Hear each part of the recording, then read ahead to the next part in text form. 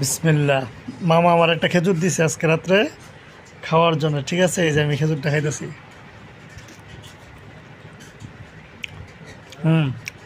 অনেক মিষ্টি, সেই স্বাদ। আপনারা মাঝে মধ্যে খেজুর খাবেন, ঠিক আছে? খেজুর খাওয়া অনেক উপকার আছে, পুষ্টিকর খাবার। আমার কাছে খুব ভালো লাগছে, চাইলে আপনারাও খেজুর টেস্ট করতে পারেন। একটা খেজুর খায়া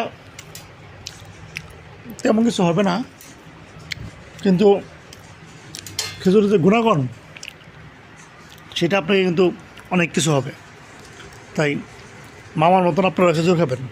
মাঝে মধ্যে আমাকে যেমন মামা গিফট করছে, এরকম আশপাশে যারা থাকবে তাদেরকে খাওয়াবেন। খাওয়াইলে কিন্তু কমে না, বাড়ে। আল্লাহ পাক বরকত দেয়। ধন্যবাদ।